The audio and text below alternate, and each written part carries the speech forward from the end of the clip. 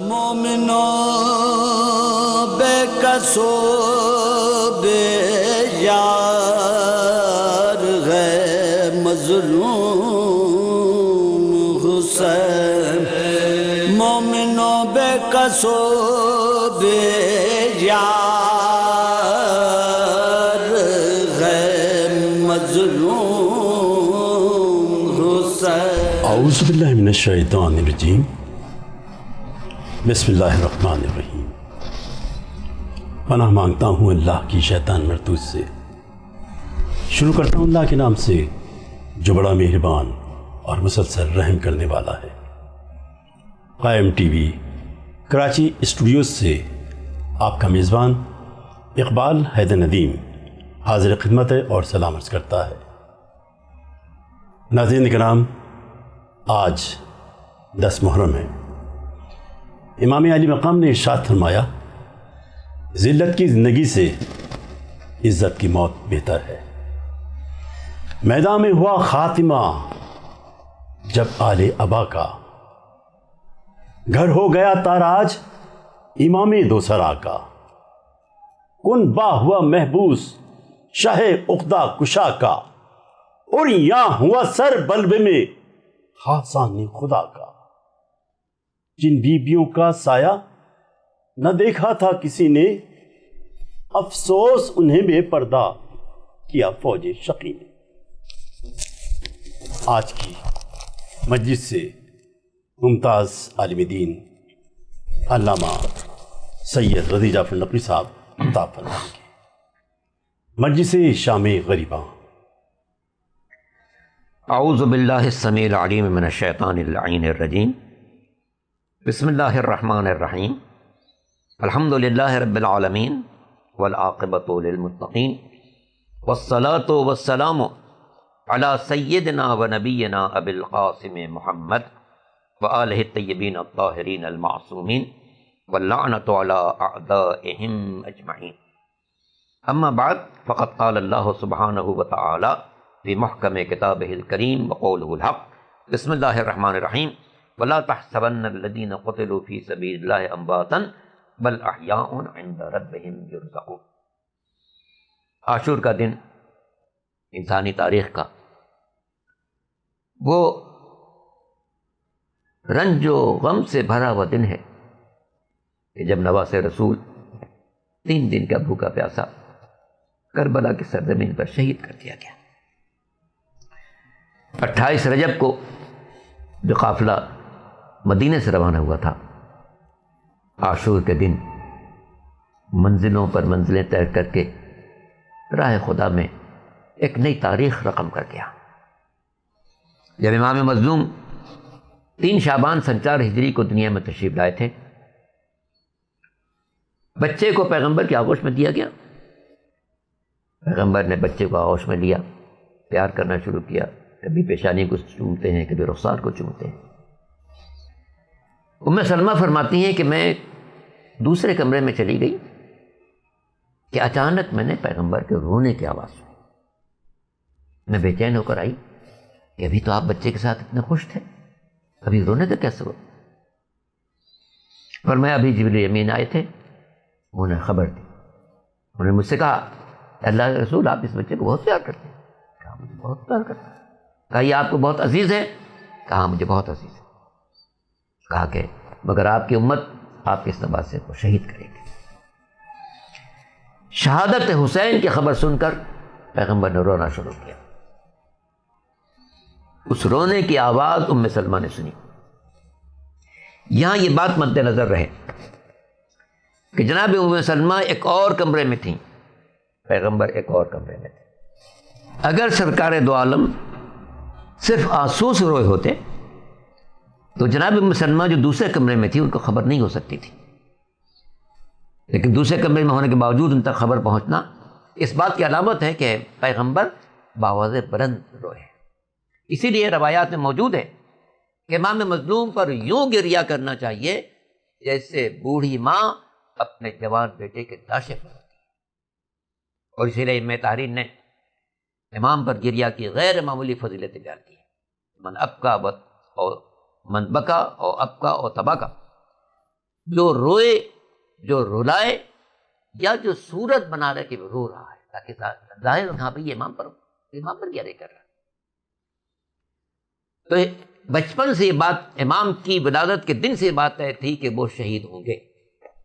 اور پھر جناب جبریل نے کربلا کی خاک بھی امام مظلوم کو دی تھی کہ یہ اس زمین کی مٹی ہے جہاں پر آپ کا نواسہ شہید کیا جائے گا، اور پیغمبر نے وہ مٹی جناب ام سلمہ کو دے دی تھی اور کہا تھا ام سلمہ اسے کسی شیشے میں رکھ دو، جب تک یہ مٹی مٹی رہے سمجھنا حسین زندہ ہے، اور جس دن یہ مٹی خون میں تبدیل ہو جائے سمجھنا حسین شہید کر دیا گیا۔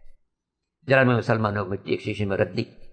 28 رجب کو جب امام مظلوم مدینہ چھوڑنے لگے تو جناب مسلمان نے پوچھا کہ بیٹے کہاں کا ارادہ ہے؟ میں عراق جا رہا ہوں۔ کہا میں نے تمہارے نانا سے سنا ہے کہ میرا نواسہ کربلا کی سرزمین پر شہید ہوگا۔ میں ہاں نانی جان، میں اس جگہ کو اچھی طرح پہچانتا ہوں، آپ چاہیں تو میں وہاں کی مٹی آپ کو دے سکتا ہوں۔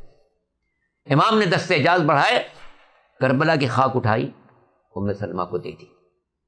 جناب ام سلمہ سے کہا کہ آپ اسے بھی ایک شیشے میں بند کر دیجیے، ایک شیشے میں وہ مٹی ہے جو میرے نانا دے دی تھی، اور ایک شیشے میں یہ مٹی رکھی جو میں آپ کو دے رہا ہوں۔ جب تک یہ مٹی مٹی رہ سمجھیے حسین زندہ ہے، جب مٹی خون تازہ میں تبدیل ہو جائے سمجھ لیجیے کہ حسین شہید کیا جا چکا۔ جناب ام سلمہ نے دونوں مٹیاں الگ الگ شیشے میں رکھ دیں، روزانہ دیکھتی تھیں مٹی کو، مٹی اصلی شکل میں برقرار ہے، شکر خدا بجاتی تھیں۔ رجب کے بعد شعبان آیا، رمضان آیا، مہینے گزرتے گئے، مٹی اپنی شکل میں نظر آئی، یہاں تک کہ محرم کا چاند نمودار ہو گیا۔ دوسری محرم کے امام کربلا پہنچے ہیں۔ 4 محرم سے دشمن کی افواج میں اضافہ ہونا شروع ہوا، 7ویں سے امام پر پانی بند کیا گیا، یہاں تک کہ شب عاشور آ گئی۔ شب عاشور امام نے پوری رات عبادت الہی میں بسر کی ہے، یہاں تک کہ صبح کی نماز امام نے عطا کی ہے۔ امام کو ایسے باوفا ساتھی ملے ہیں جو تاریخ انسانی میں ان کی مثال نہیں۔ روایتوں میں فقرہ موجود ہے کہ جناب زینب شب عاشور اپنے بھائی سے بات کر رہی تھی، پوچھ رہی تھی بھیا آپ نے اپنے ساتھیوں کا امتحان لے لیا؟ یہ فقرہ جناب زہیر عقین نے سن لیا، جا کر انصار حسینی سے کہا انصار حسینی چلو شہزادوں کے اپنے وفا کا اطمینان دلا دیں۔ تمام انصار آئے، اپنی تلواروں کو نیام میں رکھا، شہزادی کو سلام کیا اور کہا شہزادی آپ حکم دیں، ہم اپنی تلواروں سے اپنا گلا کاٹ سکتے ہیں مگر آپ کے بھائی کا ساتھ چھوڑ کر کہیں نہیں جاتے۔ یہی وہ موقع ہے جب امام عالی مقام فرماتے ہیں ما ارا اصحابا مثل اصحابی، مجھے اپنے جیسے ساتھی کسی کے نہیں نظر آتے، نہ نانا رسول خدا کو ایسے ساتھی ملے، نہ بابا علی مرتضیٰ کو ایسے ساتھی ملے، نہ بھائی حسن مجتبیٰ کو ایسے ساتھی ملے۔ اور یہ انصار باوفا کی وہ منفرد شان ہے کہ جب تک انصار حسینی میں ایک فرد بھی زندہ رہی، حسین کے بچوں کو کبھی زخم نہیں لگا۔ امام عالی مقام نے صبح کی نماز رضا فرمائی، شہزادے اکبر نے جا کے گلدستہ اذان پر اذان کہی، اور اب ایسی اذان کہی کہ اب قیامت تک اذان زندہ ہے تو حسین ابن علی کی بنا پر زندہ ہے، نمازیں زندہ ہیں تو حسین کی بنا پر زندہ ہیں، کعبہ زندہ ہے تو حسین کی بنا پر زندہ ہے۔ نماز تمام ہوئی تھی کہ دشمن کی طرف سے 10,000 تیر آئے اور نہ جانے امام کے کتنے صحابی درجہ شہادت پر فائز ہو گئے۔ جب انصار کی باری تمام ہوئی تو خاندان کے جوانوں کی باری شروع ہوئی، کبھی اکبر جیسا جوان چلا، کبھی قاسم جیسا نونہال چلا، کبھی اون محمد جیسے شہزادے چلے، کبھی عباس دلاور چلے۔ آخر میں امام نے 6 مہینے کے لیے اصغر کو راہ خدا میں پیش کیا۔ اب کوئی تحفہ باقی نہیں ہے، یا اپنا سر باقی ہے یا بہنوں کی چادر باقی ہے۔ امام عالی مقام خیمے میں آتے ہیں، بیویوں کو سلام کرتے ہیں اور فرماتے ہیں کہ اے بیویوں میں جا رہا ہوں، خدا حافظ۔ ارباب تاریخ نے لکھا ہے کہ امام نے جانے سے پہلے جناب سید الساجدین امام زین العابدین کے بستر کے قریب آئے، چونکہ چوتھے امام کو قدرت نے اتنا بیمار کر دیا تھا کہ اٹھنے کے قابل نہیں تھے۔ امام ان کے بستر کے قریب بیٹھ جاتے ہیں، کہتے ہیں بیٹا اب میں بھی جا رہا ہوں، دیکھو قافلہ تمہارے سپرد ہے، بیٹا ہاتھوں میں ہتھکڑیاں ہوں گی صبر کرنا، پیروں میں بیڑیاں ہوں گی صبر کرنا، گلے میں توقے خاردار ہوگا صبر کرنا۔ جب چوتھے امام نے اپنے باپ سے بات سنی کہ میں بھی جا رہا ہوں، پوچھا بابا آپ کیوں جا رہے ہیں؟ حبیب ابن مظاہر کہاں ہے؟ کہا وہ شہید ہو گئے۔ پوچھا مسلم ابن اوسجا کہاں ہے؟ کہاں شہید ہو گئے۔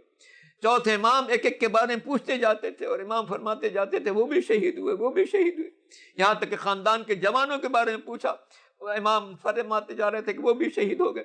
جناب زینب فرماتی ہیں کہ میں دیکھ رہی تھی کہ میں بیمار بھتیجا اپنے باپ سے سوال کر رہا ہے اور باپ کہہ رہا ہے کہ ہاں وہ بھی شہید ہو گئے. مگر جب جناب سید الساجدین نے اپنے باپ سے پوچھا این اخی علی الاکبر، اے میرے بابا میرا بھائی علی اکبر کہاں ہے، تو امام پر علی اکبر کی جدائی اتنی شاق تھی کہ امام سے یہ نہ کہا جا سکا کہ وہ بھی شہید ہوئے، بلکہ اتنا فرمایا کہ بیٹا بس اتنا سمجھ لو مردوں میں میرے اور تمہارے علاوہ کوئی باقی نہیں رہا. اسرار امامت کو سپرد کیا، وصیتیں فرمائی، اور اس کے بعد خیمے سے رخصت ہونے لگے. اے زینب تم کو سلام، اے ام کلثوم تم کو سلام، اے رقیہ تم کو سلام، اے سکینہ تم کو سلام، اے ماں کی کنیز فضہ تم کو سلام.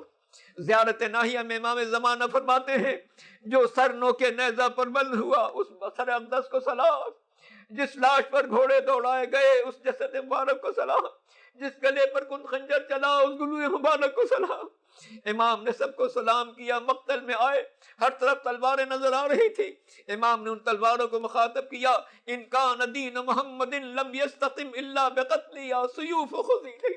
اگر دین مصطفیٰ کی بقا اس بات میں منحصر ہے کہ میرا سر قلم ہو جائے، اے تلواروں آؤ حسین کا گلا حاضر ہے. امام عالی مقام نے یہ جملہ ادا کیا اور اس کے بعد دشمنوں پر حملہ کیا. ارباب تاریخ لکھتے ہیں کہ انسانی تاریخ میں کسی نے بھی ویسی جنگ نہیں کی ہوگی جیسے امام عالی مقام نے جنگ کی ہے. اور بار بار فرماتے تھے دیکھو اس کی جنگ جس نے اپنے بھائی کا لاشا اٹھایا ہے، دیکھو اس کی جنگ جس نے اپنے بیٹے کا لاشا اٹھایا ہے، دیکھو اس کی جنگ جس نے اپنے بھتیجے کا لاشا اٹھایا ہے، دیکھو اس کی جنگ جس نے اپنے بھانجے کا لاشا اٹھایا ہے. امام عالی مقام مسلسل جنگ کر رہے ہیں، یہاں تک کہ حاطف غیبی نے ندا دی اے حسین آج شجاعت کی منزل نہیں دکھانی ہے، آج صبر کی منزل دکھانی ہے. امام نے تلوار کو روکا اور اس کے بعد دشمن نے ہر طرف سے ہجوم کر لیا. کیا منزل ہے، نواس رسول ہے، جوانان جنت کا سردار ہے، مگر کوئی تلوار کے ضرب لگا رہا ہے، کوئی نیزہ مار رہا ہے، کوئی تیر پھینک رہا ہے. یہاں تک کہ نواس رسول گھوڑے پر ٹھہر نہ سکے، زمین پر تشریف لائے، شمر ملون خنجر لے کر امام کے قریب پہنچا. جناب زینب خیمے کے دروازے سے منظر دیکھ رہی تھی کہ میرا بھائی زمین پر گر چکا ہے، شمر ملون خنجر لے کر قریب پہنچ چکا ہے. جناب زینب نے فریاد کی یا ابن سعدین اتنظر ویقتل ابو عبداللہ، اے سعد کے بیٹے تو دیکھ رہا ہے اور نواس رسول شہید ہو رہا ہے. لیکن ابھی زینب کی فریاد جاری تھی. فرات کا پانی اچھلنے لگا، سیاہ آندھیاں چلنے لگی، افلاک سے آواز آئی الا قتل الحسین بکربلا، الا ذبح الحسین بکربلا. اللہ اکبر. کیسا عالم ہوگا جب افلاک سے آواز آ رہی ہوگی حسین کی شہادت کی. دنیا نے یہ منظر دیکھا، نو کے نیزہ پر سب سے بلندی پر ایک سر نظر آ رہا ہے جس کے پیشانی پر ایک خاص نور آیا ہے. یہی وہ وقت ہے جب جناب ام سلمہ مدینے میں سو رہی تھی. ایک مرتبہ خواب میں دیکھا پیغمبر اسلام تشریف لائے ہیں جن کے دامن پر جا بجا خون کے دھبے ہیں. جناب ام سلمہ نے خواب میں پیغمبر سے پوچھا اے اللہ کے رسول میں آپ کو کس عالم میں دیکھ رہی ہوں، آپ کے دامن پر یہ خون کے دھبے کیوں ہیں، آپ سر برہنہ کیوں ہیں. پیغمبر نے ام سلمہ سے کہا تھا اے ام سلمہ میں کربلا سے آ رہا ہوں، میں کربلا سے آ رہا ہوں، میرا حسین شہید کر دیا گیا. ام سلمہ کی آنکھ کھلی، ان شیشوں کی طرف نگاہ کی جن میں مٹی رکھی تھی. جناب ام سلمہ نے دیکھا دونوں شیشوں میں خون تازہ جوش مار رہا ہے. افلاک سے آواز آ رہی تھی واہ حسینا، واہ حسینا. عزیزان محترم ادھر ام سلمہ یہ خواب دیکھ رہی ہیں، ادھر کربلا کی سرزمین پر جو لاشیں پڑے ہوئے ہیں ان کو گھوڑوں کی ٹاپوں سے روندا جا رہا ہے. جناب فضہ نے جب یہ منظر دیکھا میدان میں آئی اور دیکھا کہ حسین کے لاشے کو گھوڑوں کے ٹاپوں سے پامال کیا جا رہا ہے. ایک مرتبہ خیمے کے اندر آ کر جناب زینب سے سناتی ہے اے شہزادی غضب ہو گیا. جناب زینب نے پوچھا اے بی بی حسین کی شہادت کے بعد اب کون سا غضب باقی رہ گیا تھا.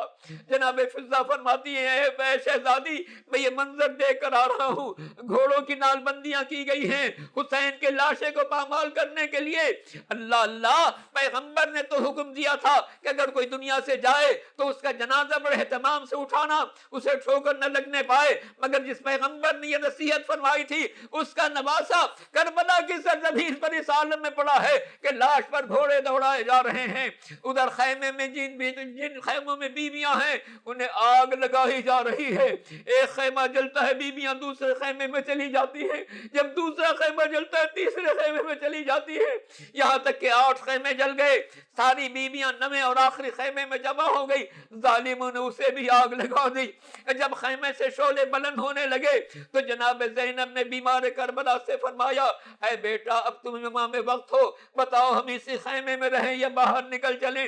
امام نے فرمایا پھوپھی جان باہر نکل چلیے، گویا بتانا چاہتے تھے ابھی تو شام کی منزل باقی ہے، شام کی منزل باقی ہے۔ جناب زینب بیمار بھتیجے کو سہارا دے کے خیمے سے باہر آئی۔ عجب منظر ہے، ہر بیٹا اپنے باپ کو سپرد لحد کرنا چاہتا ہے، مگر میں نہیں سمجھتا کہ جب چوتھے امام نے اپنے بابا کے لاشے کو دیکھا ہوگا کہ ٹکڑے ٹکڑے ہو چکا ہے، سر مبارک کو دیکھا ہوگا نیزے پر بلند ہو چکا ہے، تو کیا غضب کا عالم ہوگا۔ عجب نہیں امام نے اپنے بابا کے سر کو مخاطب کیا ہوگا، فرمایا ہوگا السلام علیک یا ابا عبداللہ، اے میرے بابا میرا سلام آخر قبول کریں۔ عشر عاشور گزری، شام غریبہ آئی، حمید ابن مسلم کہتا ہے میں وہ منظر کبھی بھول نہیں سکتا ہوں جب میدان میں ہر طرف چھوٹے چھوٹے بچے خوف کے عالم میں نظر آ رہے تھے، یہ بچے کہاں جائے کیا کرے، خیموں کو دیکھتے تھے شعلے نظر آتے تھے، میدان کو دیکھتے تھے لاشیں نظر آتے تھے۔ حمید کہتا ہے اسی دوران میں نے ایک چھوٹی سی بچی کو دیکھا جس کے دامن میں آگ لگی ہوئی تھی اور بچی تیزی سے قدم بڑھا رہی تھی، جیسے جیسے وہ قدم بڑھا رہی تھی ویسے ویسے اس کے دامن کے شعلے بلند ہو رہے تھے۔ میں نے بچی کے قریب جانا چاہا مگر بچی نے اپنے دونوں ہاتھوں کو اٹھا کر فریاد کی اے شخص میرے قریب نہ آنا، اے شخص میرے قریب نہ آنا، میں تیرے نبی کی اولاد ہوں، جس کا تو کلمہ پڑھتا ہے میں اسی کی اولاد ہوں۔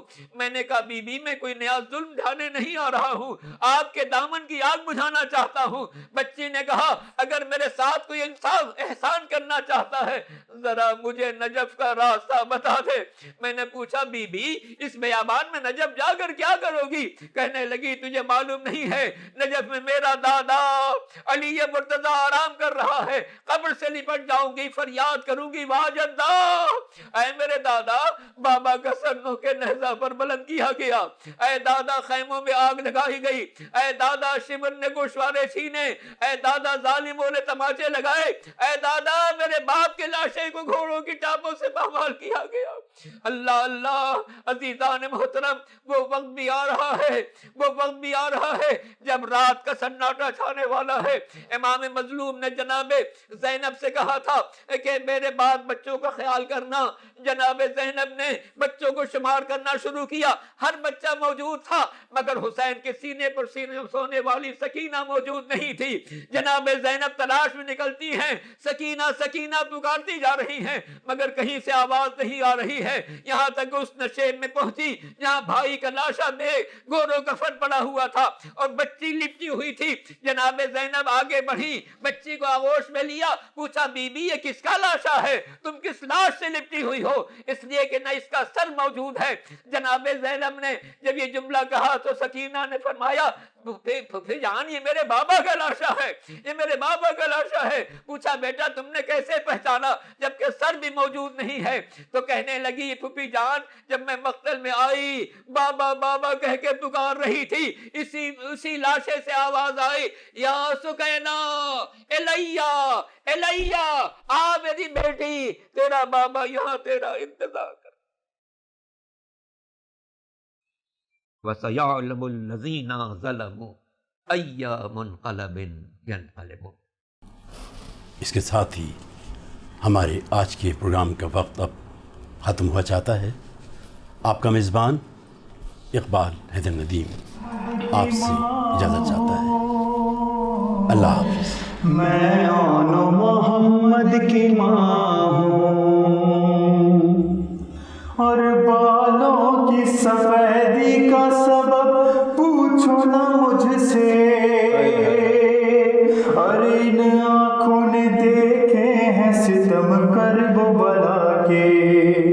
گھر لٹ گیا